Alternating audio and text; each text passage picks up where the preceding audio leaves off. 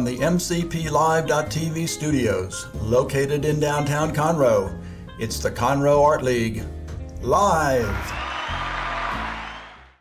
Hello and welcome to Cal Live, the show that introduces you to the many talented artists of the Conroe Art League and to the beautiful art that they create.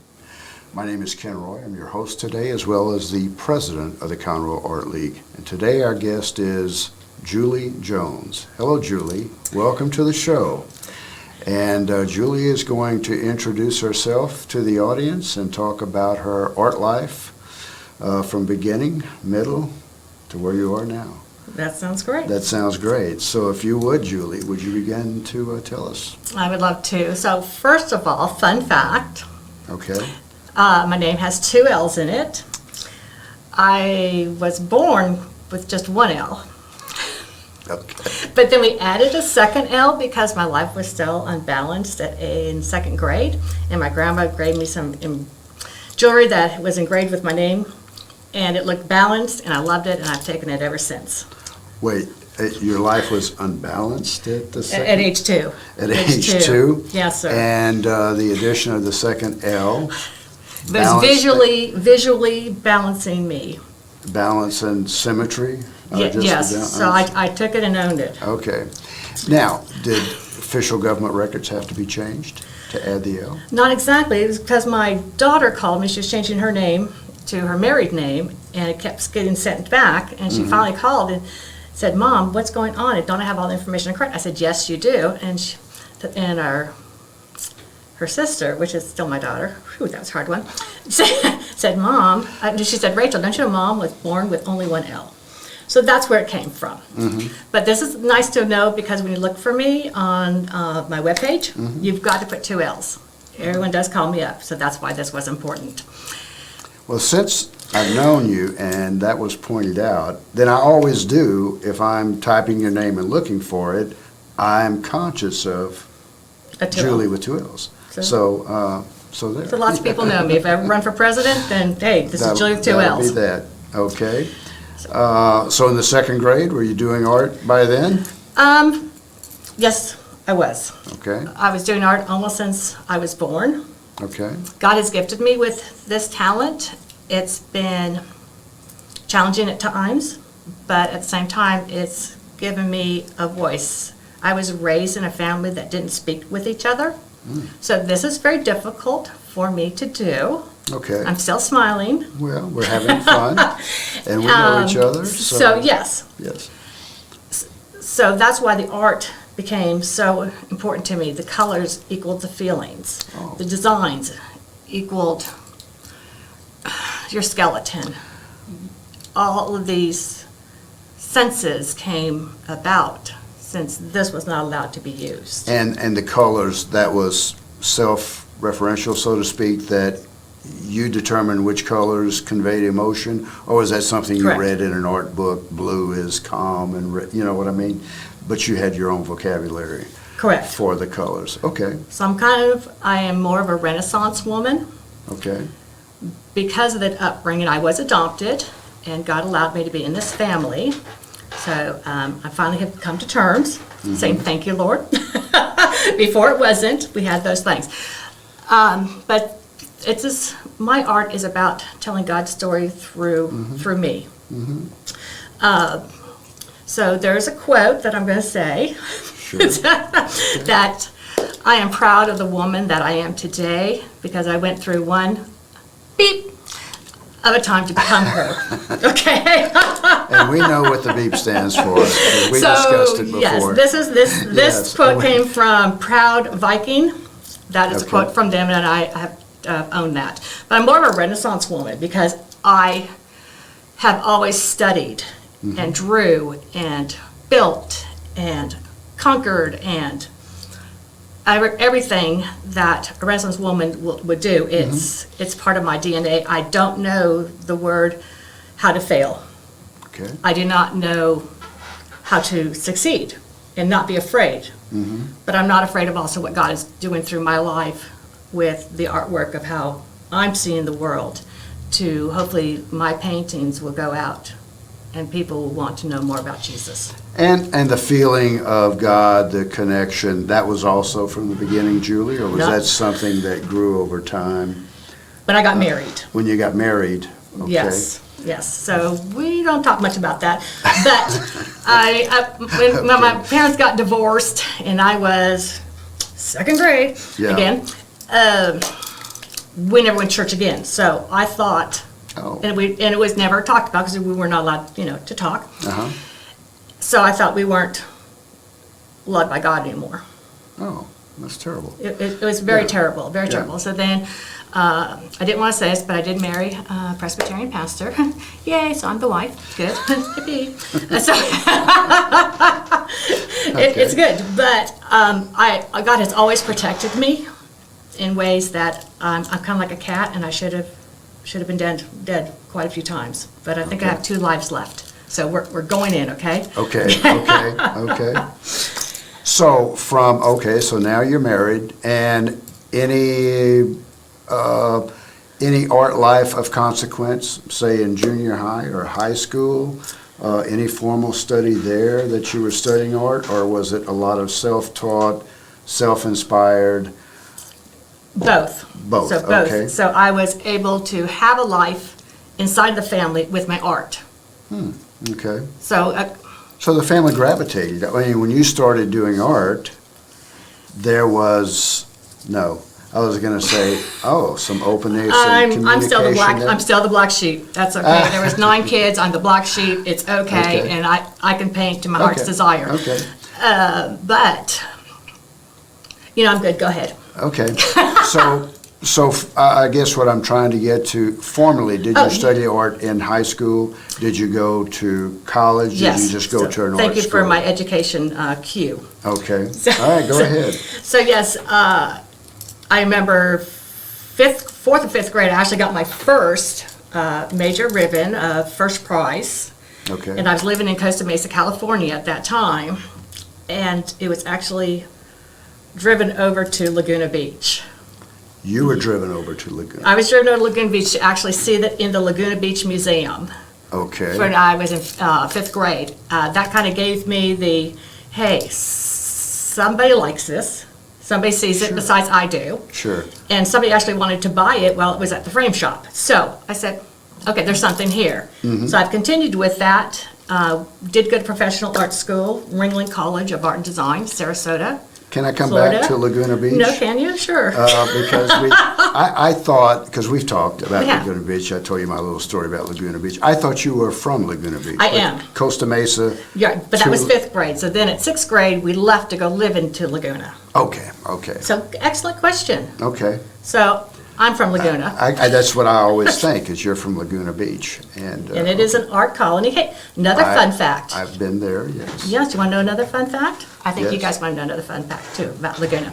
So Laguna Beach is only one of 3 places in the world with a Mediterranean light. Ooh, fun fact. Okay, Yeah, yeah. so the other 2 would be, of course, the Mediterranean. That's right. Thanks for And, spotting me that one.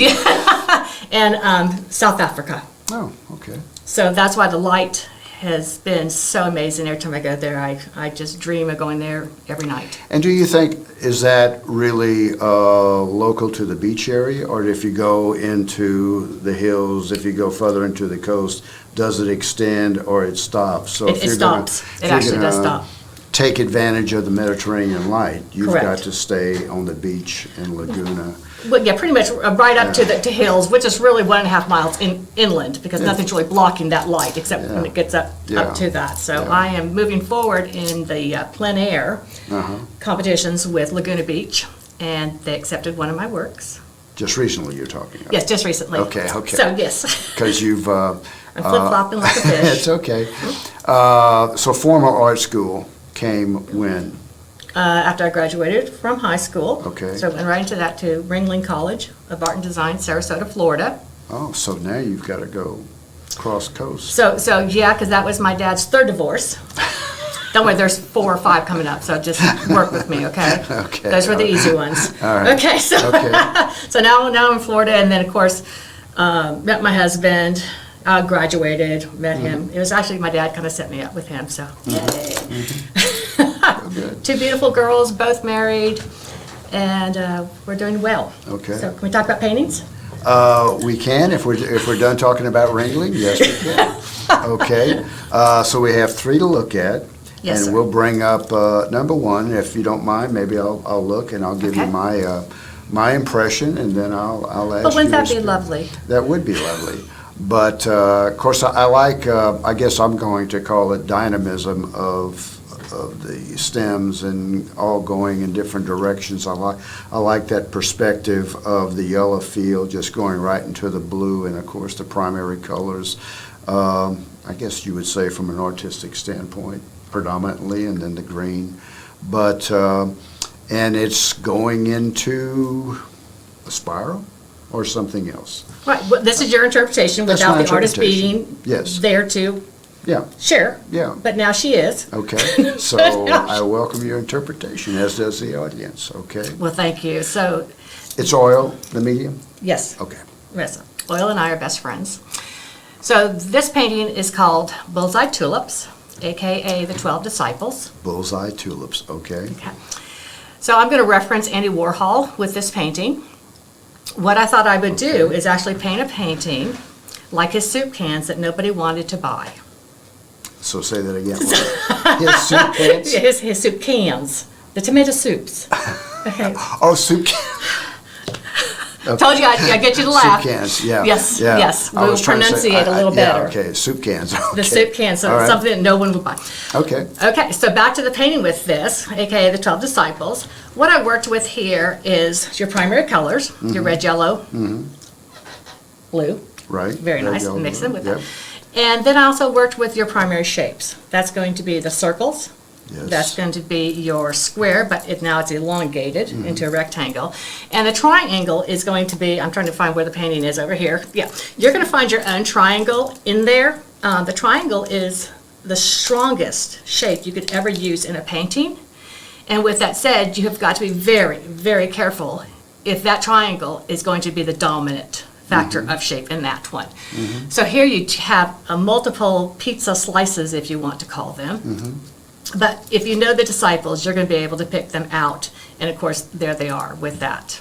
Now that painting is pretty big. It's a 38 by 38, but it's phenomenal. And all of the tulips are in different stages of their blooming or dying.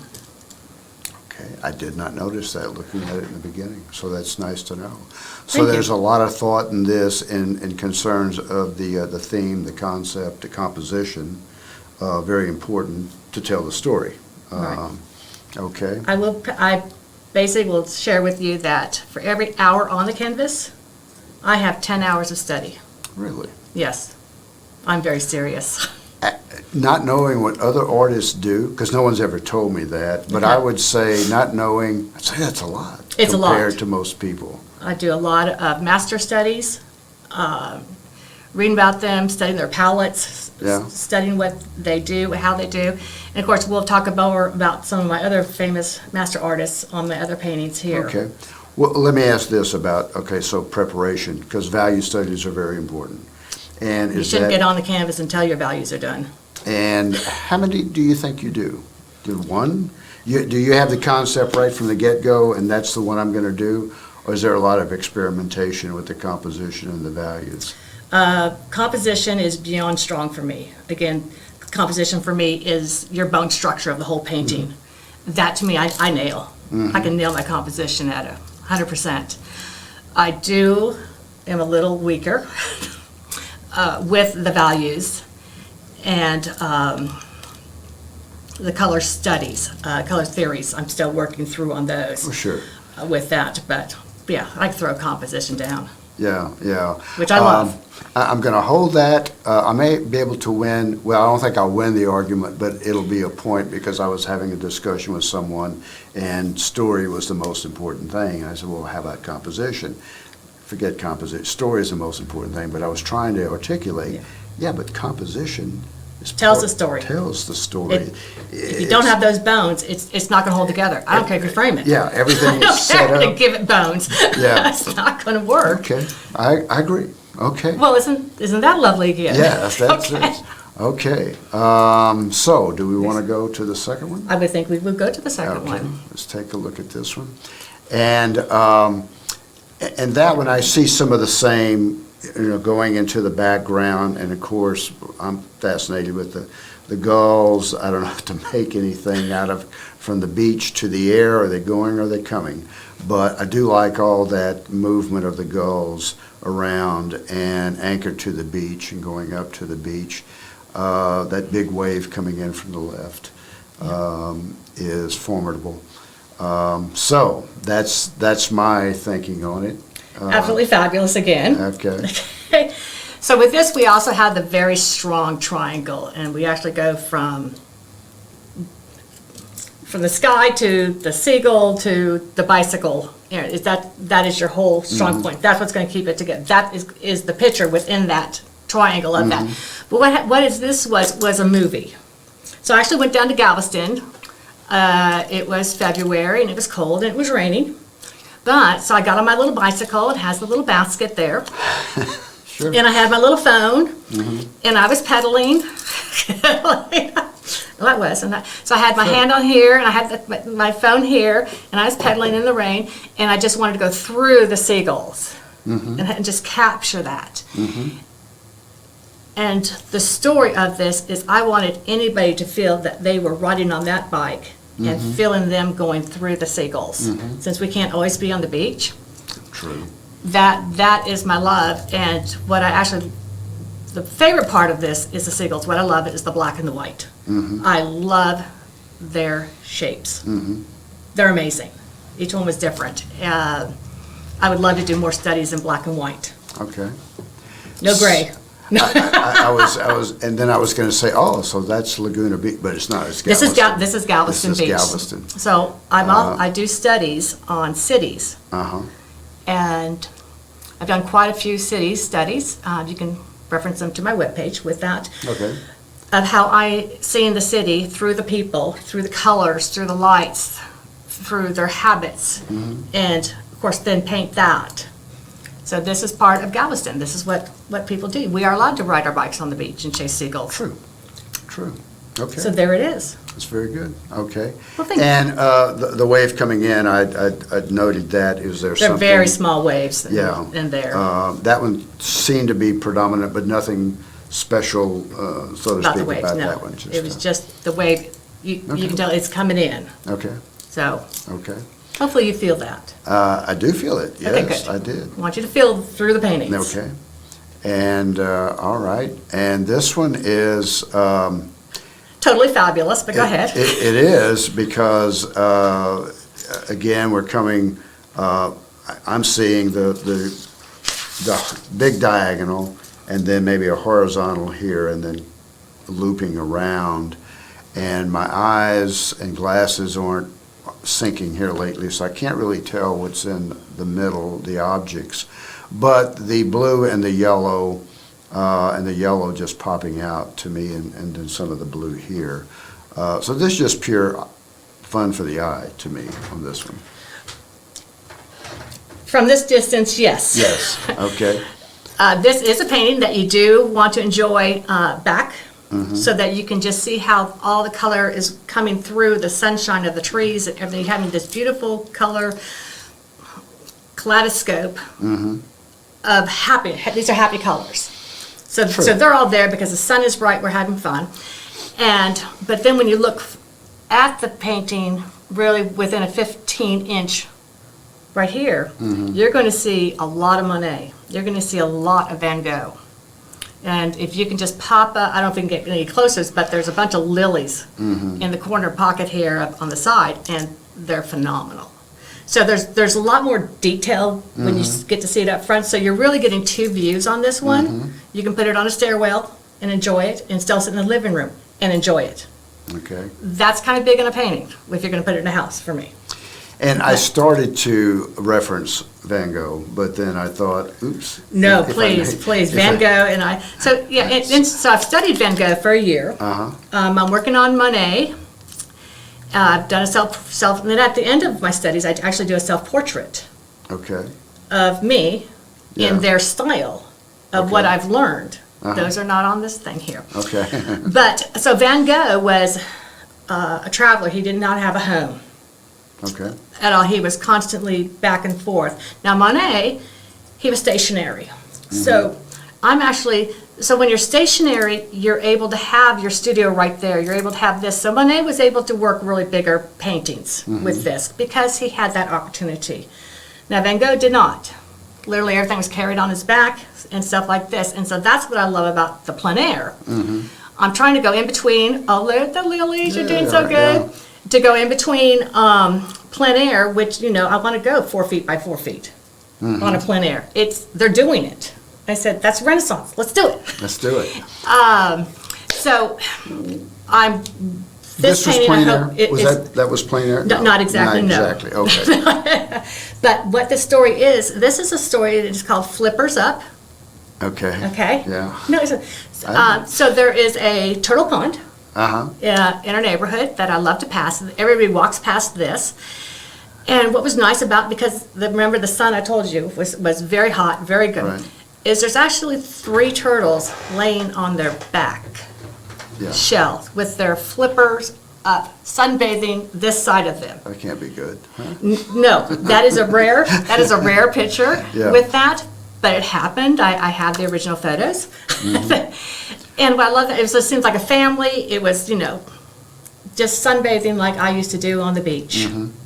And I was going to ask, but maybe you've answered the question, your reference photos are typically your own photos. 100%. Out and about, doing things, riding on the beach, in Yes. your neighborhood. And I have to be able to feel it, Uh-huh. sense it, see it, experience it, and you can't with somebody else's photograph. And that was not plein air, but you do a lot of plein air. I think I I'm working remember back towards it. maybe in the Yes. summer you had gone back to Laguna Beach and I saw some shots. I forget it's Facebook or Instagram, Yeah. but there was a lot there in Laguna Beach on the plein air. Yes, the plein air is phenomenal, just phenomenal. So I love to be able to get back out there just with the Okay. sun on the back and your Uh-huh. paints in the front. So Well, let me ask this for the painters out there who may do plein air or want to do it. What is your plein air equipment? Okay. When you leave the house, what are you bringing to go plein air?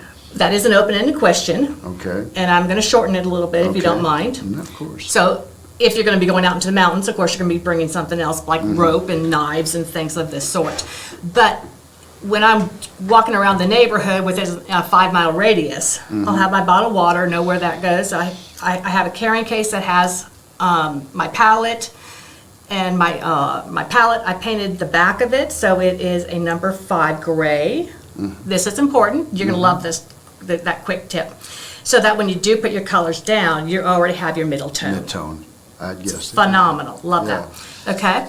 And I got my sunscreen, my hat, my camera, it's backpack. Yeah.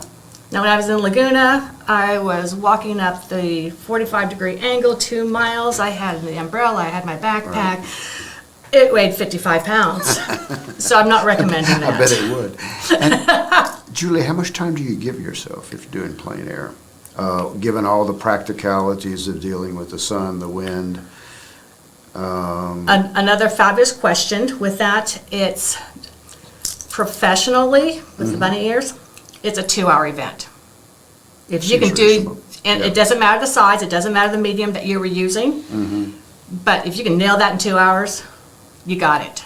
Now, also what I've learned is that some plein air artists, and I almost want to do this, some, not me, but others, will actually kind of finish it up in the studio if it was in regards to bad weather. And that was going to be my follow-up question. I think I understand the term, maybe not, alla prima. So the first shot, and if you're doing plein air, that's what you do, because you're not Correct. going back typically to the studio if you do alla prima. Correct. And, You have- and that would be your approach. I go out, I get inspired, I find it, maybe 2 hours. Yeah, and that's your That's what I laid composition, that's everything. And you carry Okay. home a wet painting. I know what pain. Well, it is, yes, It it is. is. Okay, well, that was a very good selection. Anything that you want to talk about what you're currently doing, what you're currently studying, any future pieces of work that you're planning on or working on? Well, there is, but I just hope no one in Laguna Beach watches this. Maybe they will. But I think I've actually struck a gold mine here. Yeah? Struck a gold mine here, okay. I mean, in Laguna Beach. Oh. I am bridging the old Laguna, Uh-huh. which of course was much my childhood of growing up and everything, to the new Laguna. What I am doing and have done, I've been taking the top 10 streets that flow to the beach and putting a composition together with the buildings that are surrounding that street, because a lot of the buildings will have sculptures on them, and I'm incorporating them into the painting, so the architecture and the people and the streets are going to be things that people remember from the past. But then you put the new in it. That's my bridge. Okay. And that may answer a question I was going to ask. Do you ever work in a series? That does sound That's like... all I do is series. That's all you do is series. Because I'm very serious too. And it's very serious too.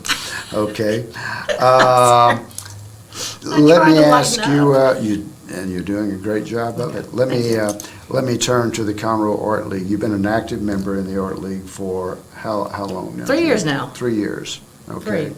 And you do show a lot of your art in I do. in the Art League. I do. And that's an honor, so yes. Yeah. And how did I find Conroe? Well, yes. That's where I was going. How did you find Conroe? Well, we live in the Woodlands, and a very good, so Brenda in the Art League, we became friends, and Brenda McDougall, the marketing director. Yes, she shared with me no, I'm going to take that back. Okay. My apologies again. This was Karen. With the Kimball. No, Karen. Blake? No? No, just, so Karen's nice. Conklin. Morris. Karen McKibben Morris. Okay. That sounds very familiar. Yes, Okay. it should be. So yes, she brought me, and then I met Brenda. Okay. Ooh, boy, you're getting these hard questions on me now. I can paint, but I sure can't answer these questions. No, so that's good. So you found the place that I Conroe can Art grow. League, and you came and you enjoyed it. And let me ask you this: we know people can see your art in the Conroe Art League? Are there other galleries where you show your art? Yes, I have been showing my art in Laguna Beach.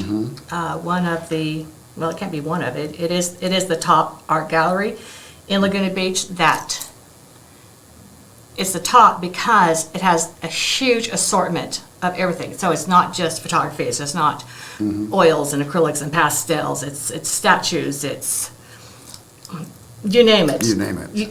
So that's why it's called the gallery there with that. And Right. I feel very honored that. And he's also kind of president of the plein air. Okay, all right. So,